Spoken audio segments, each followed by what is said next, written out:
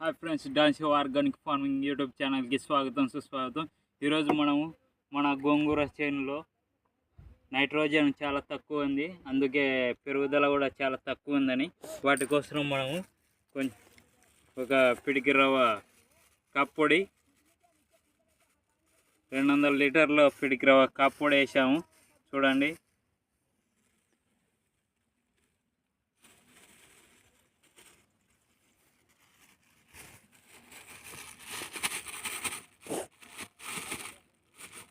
ఈ కాప్పొడిలో nitrogen content ఎక్కువ ఉండడం వల్ల మనం వేసుకున్నాము పిడికి రవ్వ కాప్పొడి.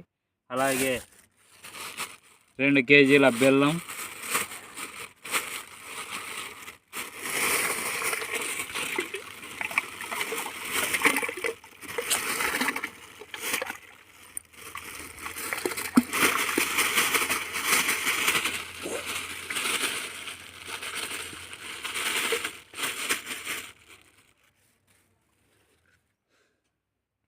అలాగే మనకు బియ్యం పిండి, అలాగే జొన్నలతో కలిపిన పిండి 2 కలిసి వేసుకుంటున్నాం.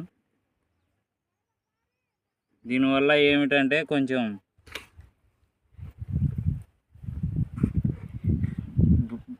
చెట్టుకి చాలా ఇంప్రూవ్ అవుతుంది స్ట్రెంత్, అలాగే కాల్షియం వల్ల వస్తాయి, అందుకే ఎక్కువగా వాడతారు.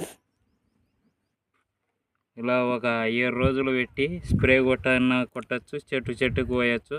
చెట్టుకు పోయడం వల్ల చాలా కష్టం ఎకరాకు, అందుకే మనం ఏం చేస్తామంటే స్ప్రే కొట్టడానికి ఆస్కారం చూపిస్తాము. చూడండి,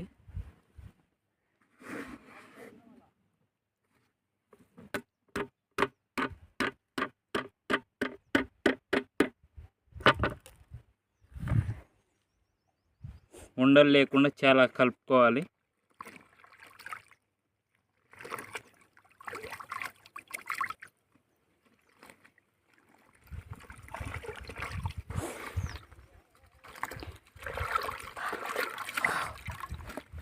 ఈ బియ్యం పిండి, జొన్న పిండి వేయడం వల్ల ఎర్త్ వామ్స్ అట్రాక్ట్ అవుతాయి. అలాగే కొంచెం బెల్లం వేయడం వల్ల దానివల్ల కొంచెం మాన్యూర్ లెక్క తయారు చేస్తాయి మన సాయిల్ని.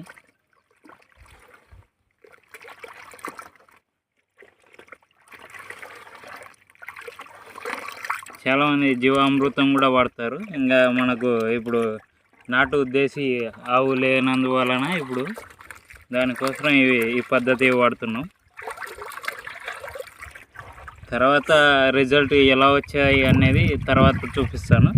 ఫస్ట్ ఆఫ్ ఆల్ ఇది ట్రై చేద్దాం.